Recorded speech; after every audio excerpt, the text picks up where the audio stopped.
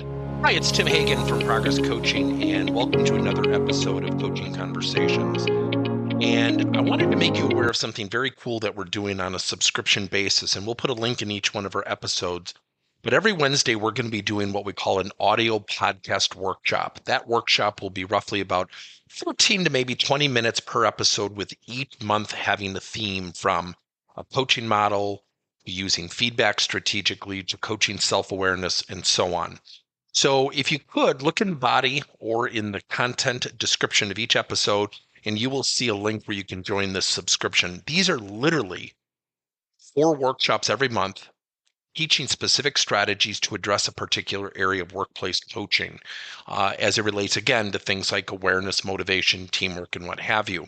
Here's the cool thing. It's only $10 per month, and each month you will get a handout that we will follow along with. So we also give you a tool for you to take notes as we go through each episode. We hope you'll check it out. Hi, everybody. It's Tim Hagen from Coaching Conversations. And today we have another podcast episode with Thane Bellamo. And Thane is a friend of mine and an expert in the field of learning and development. And today we're going to focus a lot on team development. How are you, Thane? Good. How are you, Tim? Good. Tell us a little bit about your background, your career, and currently what you're doing. Yeah. So I, had a pretty typical upbringing in the sort of L&D / organizational development field. That's actually not quite true. I actually started out with a history degree and then realized I needed to find a way to make money. So that wasn't going to work. So I got into IT back in the day when you could, if you could turn a computer on, you could get a pretty good paying job. And so I ended up, working in IT, and I worked in a chemical manufacturing industry, who at the time were going through, globalization was really ramping up, and Chinese and Indian manufacturers could literally manufacture, ship, and distribute the same product for cheaper than we could even make it.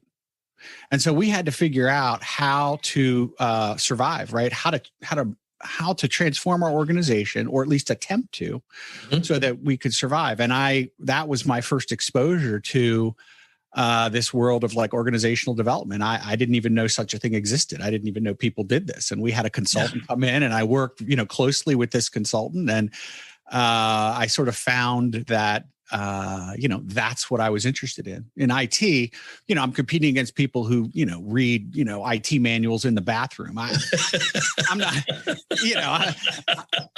it was okay, but I wasn't into it like that. Right. You can't compete with people when it's their passion, Right. And so anyway, I sort of found this field. And so for the last, 20 plus years, I've been, in the field, and, worked in that manufacturing company and healthcare, government, telecommunications. I'm now in the nuclear industry, and which has been absolutely enlightening for me. I didn't think it would be, but I've learned an unbelievable amount in the nuclear industry. And, involved in all of the typical stuff: executive coaching, org design, L&D, stand-up training, development, all that. And I ended up, sort of focusing on teams as a sort of specialty, if you will. Sure.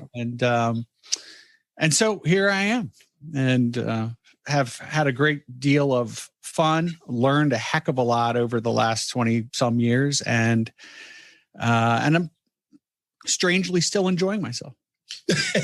Well, and you and I've had, I would love to hear your viewpoints on, there's so much team development out there, right? And you and I had an initial conversation before this podcast episode, and we were talking about, you want people to work, give them meaningful work. I'll never forget that conversation when you and I had first met, and I'm probably paraphrasing. And I shared before we got on, my son, who works for our company, literally announced at a company meeting yesterday, he doesn't even know what his dad's company does. He doesn't even know what his dad does. And it's interesting because he's doing some really valuable work, but he actually had no clue that he was actually being billed out, and he's still in college.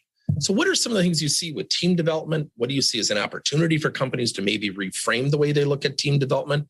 And how do you go about doing it? Yeah. So, I start with this sort of simple premise, you ever seen a video? I once saw this video where there had been a car accident and a car had somehow rolled onto I guess the driver, whatever. Mm-hmm. People ran to the vehicle and, incredible to watch all these people organize themselves immediately into how to help this person, right? Some people directing traffic, some people down talking to the victim who, trying to figure out what, how they were, other people organizing themselves to move the car off. An incredible insight into teaming, right? Yeah. They didn't need a team build. They didn't need anything, right? These people organized themselves into a team because the work was critically important in that moment. And they leveraged the innate thing, frankly, that's in all of us around teaming. Like in no time in the history of humankind did people get together and say, you know what? We should work together. I mean, right? Like working together is what humans do. Yeah. Like trees grow in fertile soil and frogs eat flies. Humans work together. And so, these two insights kind of helped me clarify, kind of what I had seen in my career in terms of teams and how teams perform. What are the circumstances whereby high performing teams develop? And, and I think that, obviously there's a million books on teams and team development and how to best formulate your teams. And I think that, almost all of them have value, right? They all have a kernel in there, a nugget in there that really helps us better understand that. But I think too, that sometimes we miss the point. And it's that teams are, best form and function when human beings get together to do something that is important to them. Mm-hmm. And so this idea that if you want teamwork, then give the team work, give the team important work. Right. I'm brought back to that idea of the car accident, right? Yeah. That work was critically important in that moment. And so these people gave their most extravagant effort to make sure that succeeded. That's what we want in our teams, right? We want our teams to be invested in the work, to care, because when people care, they're willing to put that effort in. They're willing to argue, right? And that's what we want. Like it's funny. I work with teams, and they always talk about eliminating conflict, and I don't think we have enough conflict. Yeah. Right. I mean, yeah, we can't insult each other, but if this work is important, then I care about the outcome. And so if we disagree, I'm going to say, Tim, I just disagree with that. And here's why. If the work's not that important, then why would I care? Right. You want to go down a path and the work's not important. I'm like, okay, whatever. Right. I mean, that's not what we want our teams to be. What do you think prompts the lack of caring, or is it the lack of understanding from leaders today in terms of who's on their team? Well, I think that, first of all, leaders tend to think that, well, first of all, I don't think that leaders really frame it in terms of how the importance of the work to the people on the team matters, right? I think there's this sense in many ways that all work is important. If we say we should do it, then therefore it's important. But that's not true. Right. I think that we do often a terrible job of framing the work, right? And why it's important, and actively recruiting people to that work. Like we do way too much voluntelling people. Mm-hmm. Voluntelling people is not recruiting them, right? Recruiting them means I'm going to somebody and saying, look, we have this packet of work to do. Here's why I think it's important. Here's why it is important. We really want you to be, involved in this because we think your expertise is going to, et cetera, et cetera. And if you can connect that, right? And that person's like, wow, yeah, I'm involved. I'm interested in that. I'd love to be a part of that. Then okay, that's good. If you go to somebody and give your spiel and they go, I'm not buying it. I don't feel it. Yeah. That's okay.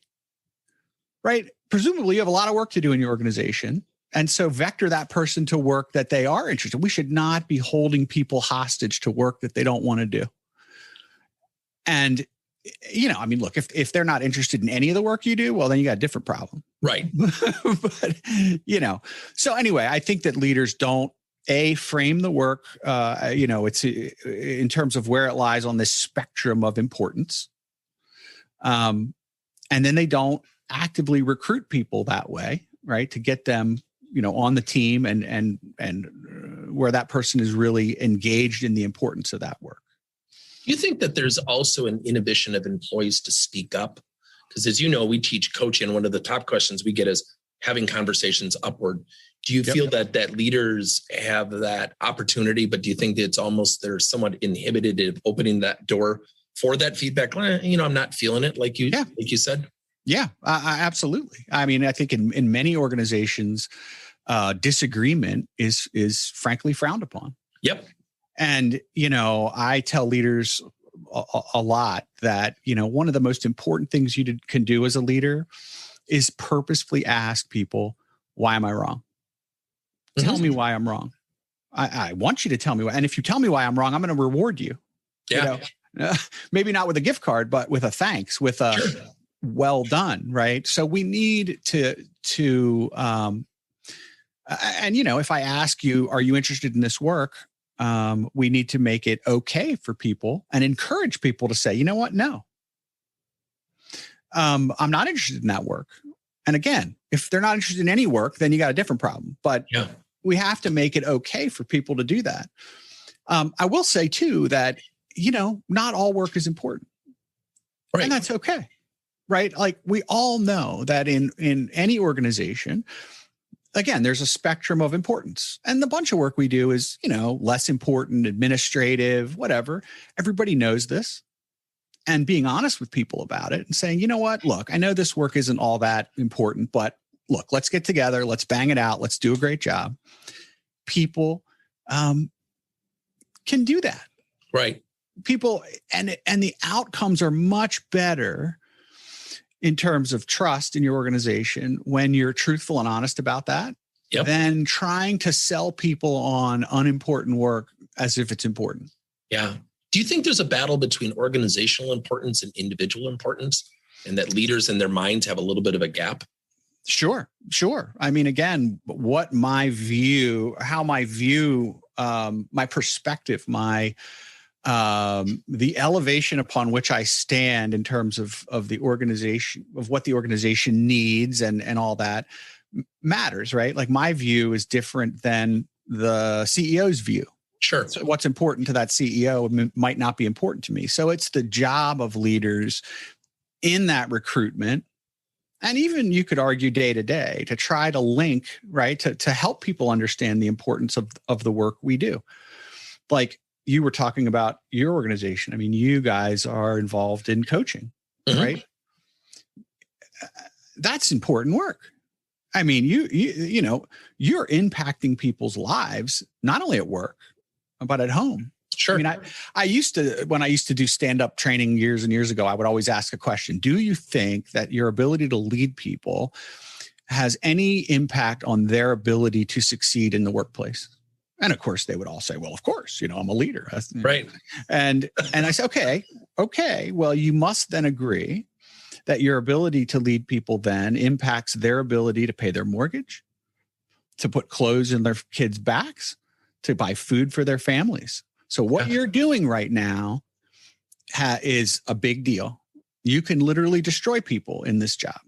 Yeah. So if you want to be a leader, because you want more power or you want more, then you might reconsider, because you have a huge impact on people's lives. So that's just an example of framing the work that somebody's doing and helping them understand the importance and the impact of that work. Yeah. Well, and we talk about, you use the term framing. We talk about the relationship with stuff. You mentioned conflict. We always talk about confronting is nothing more than building awareness of a tough issue that most people won't spend their time on. Mm-hmm. and they'll choose to walk away, meaning we don't have the conversations. You can go from conflict to what you alluded to earlier, very spirited conversations. So after you and I had initially met, one of the things I stole from you is we were talking to a bunch of tellers at one of our credit union clients. And I said, so when your boss asks you to upsell and cross-sell, what do you think they're asking you to do? They all said, be uncomfortable, do what we hate. I said, or what if you're helping people make better financial decisions during tough times that they have a greater return on their money and you're helping families? And they all stopped. And what I was trying to teach the leader was you have to coach to the meaningful part of their jobs. Right. You're coaching to the tasks that they have to do, which creates that level of importance, which is a lot of what I took from you from our conversation. Right. Yeah. Hey, first of all, I want to say that my daughter gave me this cup. I don't think I'm the best guy ever, but my daughter does. Which is good. I'm glad my daughter thinks that. Right. So, but yeah, I mean, this is critically important. It's critically important so that people understand the importance. And when they do, people are willing to give all of that discretionary effort, right? Yeah. And bigger picture. So, okay, great. We have people working on teams and they're engaged because they understand the importance of the work and they're putting all this discretionary effort in and we're getting stuff accomplished. That's wonderful. Right. Bigger picture, so I define teams as a group of people working together to accomplish important work, right? That requires the effort of all the team members to succeed. It is in the struggle to accomplish that important work that teams develop these attributes that we would associate with high-performing teams. One of the primary ones, as we know, is this idea of trust, right? In that struggle, we are often laid bare, right? As to I remember many, many years ago, I used to work at a Pizza Hut when I was in high school. That job was so hard in the kitchen. Yeah. You could not be fake. You just couldn't be fake. There was no mental energy to be fake. So very quickly, everybody kind of understood what everybody's strengths were, what their weaknesses were, everything about them. And in the accomplishment of this important work, right, struggling together, yes, do people have weaknesses? Sure. They also have strengths, right? We naturally begin to accept those weaknesses, right? And leverage those strengths. And in doing so, trust forms. And even more so, this sense of community forms, right? This sense that I care about you as much as I care about the work. I care about your success because I care about you. Right. Right. And those relationships and that sense of community lives on far after the team is disbanded. Yeah. And so when people go off to different departments and take different roles, right, I'm still calling you up and saying, hey, I'm having this problem. Can you, right? Now you're seeding your organization with these relationships, with this sense of community that drives higher levels of engagement, cross-functional collaboration, idea share, all these wonderful things. But that happens through the sort of purposeful teaming, right, that we're talking about. The important work, making sure that we have all the team is, there's the correct number of people on the team, for example. If you have too many people, then you don't need all the members to succeed. So when you properly form a team, you get these ancillary benefits that are far bigger than just the work that you're doing.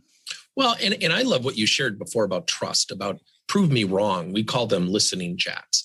We encourage leaders to ask for feedback and visibility of things that they may not be seen, and we encourage them not to respond.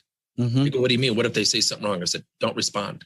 Give them their voice so they come back through the door the second and third time. Because the minute you invite them and discount what they say, they'll never come back. Right. So we often talk to, what I love about what you're sharing is that framing is trust isn't something we should talk about. Trust is something we also have to facilitate as leaders. And we really missed that point. So you've obviously been very passionate about the meaningful of work and coaching people to understand their value of work. So this is a great segue. Have you ever thought about writing a book? I have, and I did. Tell us about the book, the title of the book, when's it coming out? And well, yeah. Okay. So the title of the book is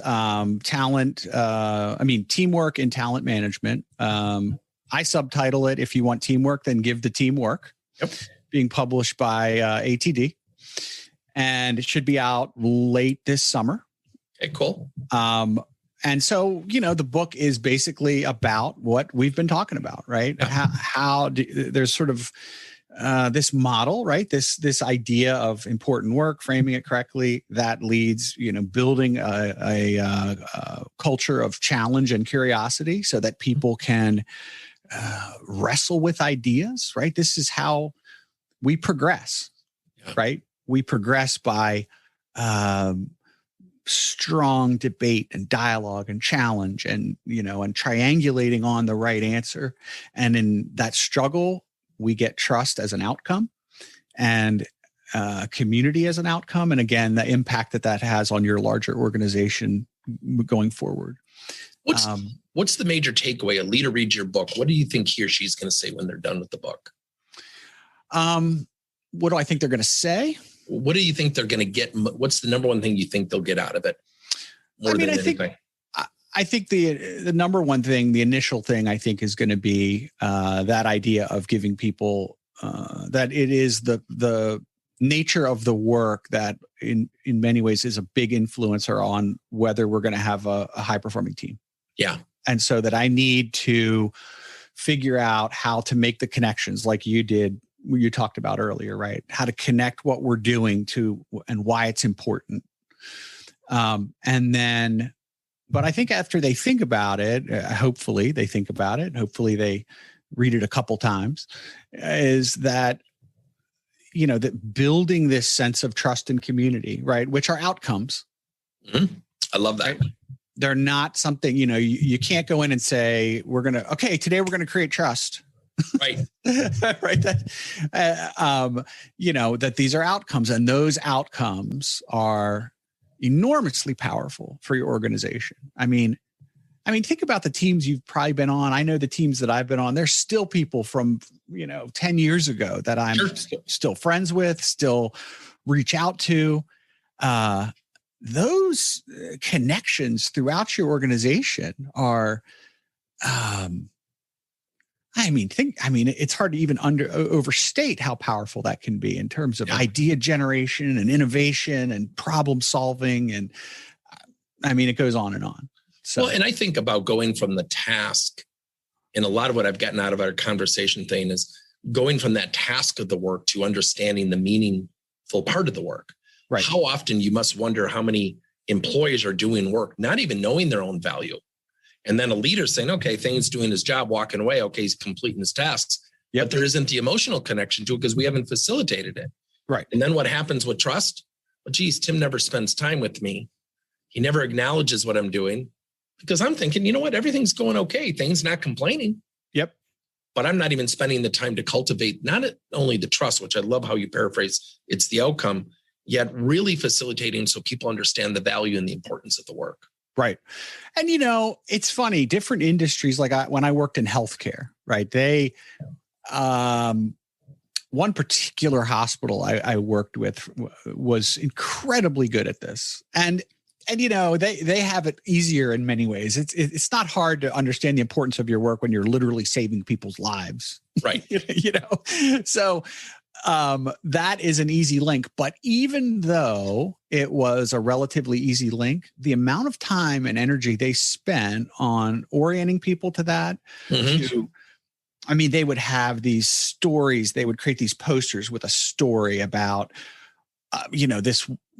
a nurse who went above and beyond by, going to the patient's home to get something they wanted and bring, and these are the mythologies that the stories and the myths that hospital used to help people understand the importance of the work.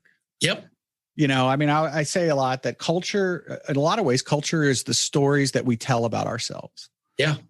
And, so they put an enormous amount of work in doing that. And I think we could all benefit from that model, right? Yeah. Who are your heroes? What are the myths? Are the myths and stories about, you remember when Bob was late to the meeting and he got whacked? That's a myth. That's a story, right? That means that you don't be late for meetings. And it's retold, Well, and I think so often when we're on teams, we remember those teams. And very rarely, I mean, and I love what your book is alluding to, and, the value and the meaningful part of work is how often people have jobs, and you hear people today say, it's just a job. Yep. Yeah. I mean, it's really interesting how we really lose sight of what we're doing because we get very caught up in the day-to-day. I'm doing my job. Yep. Very, very easy. And very easy for leaders, as you said, to think, well, everybody's showing up and doing the stuff, so I guess we're good. Yeah. Yeah. No, when you have important work to do, then framing it up like that is critically important. But again, I guess I can't stress enough that I hope the takeaway is not that everybody's got to figure out how every bit of work they do is somehow important, and we need to sort of bamboozle people into thinking it's important. Right. That is not the message. And I see a lot of that, frankly. Sure. I mean, I see an enormous amount of that, and the level of